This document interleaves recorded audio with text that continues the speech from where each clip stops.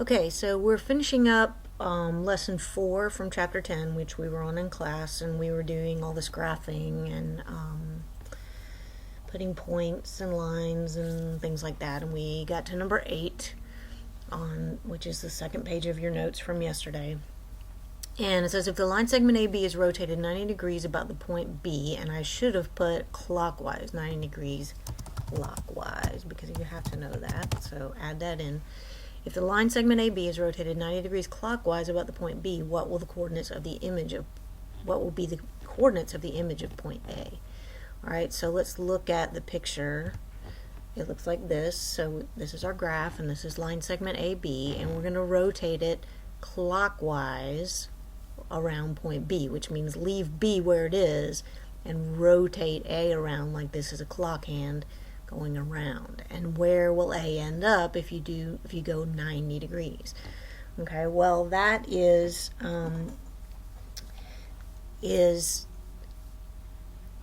what we learned about the slopes of perpendicular lines. So perpendicular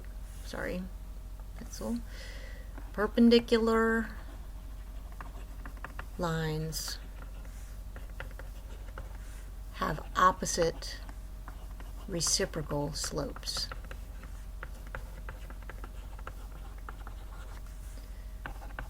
Okay, so the reason I'm saying that is because it's telling us we're going to rotate this thing 90 degrees. And 90 degrees means that our new segment that attaches B to where A is going to end up is going to be perpendicular to this segment. Okay, so this segment has a slope.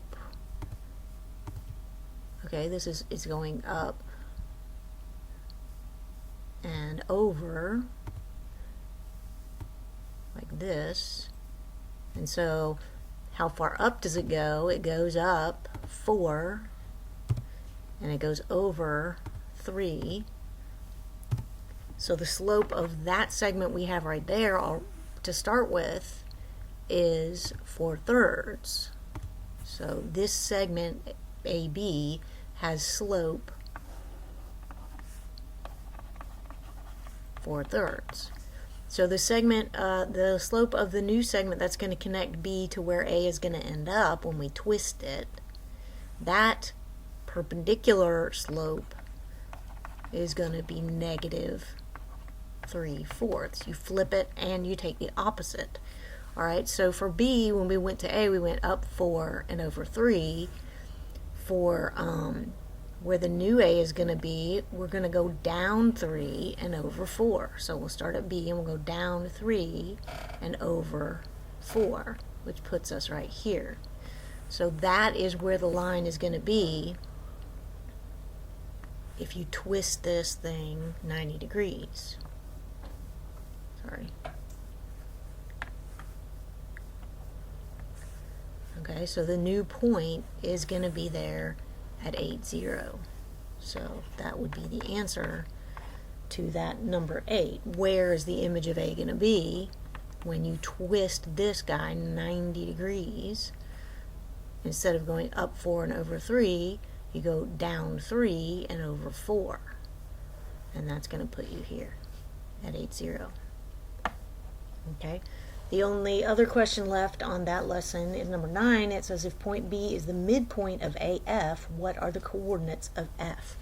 So what it's telling me is that B now is the midpoint of a line that has another end point, which would be, we're going to call F. So what it's saying is elongate this line.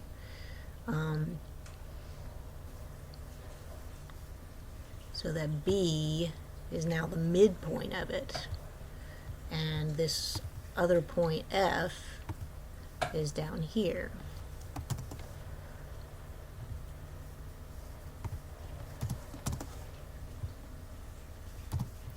Sorry.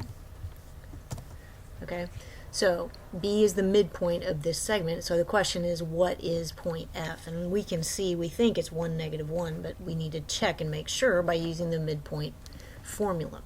Okay, so we know that we knew the coordinates of A is 7, 7.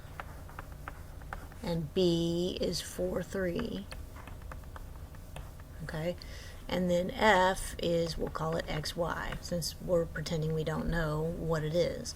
So if we didn't have this picture, and we wanted to figure out what F would be, if B were the midpoint, then we could just use the midpoint formula, which tells me to add the X's, divide by 2, add the Y's, and divide by 2.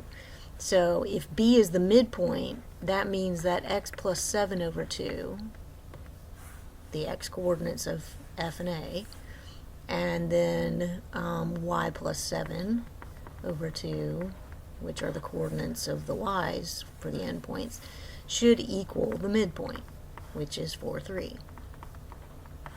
Okay, so if X plus 7 over 2 is supposed to equal 4, it must be 8 over 2, because that's what equals 4, so X must be 1. And then Y plus 7 over 2 is supposed to be 3, so that has to come out to be 6 over 2. That's what 3 is. So this must be negative 1. Y must be negative 1. And that's where we ended up anyway.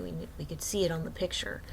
But the thing is, you can't, you may not have graph paper or any way to draw it exactly. So you need to count on the formula, which is the midpoint formula.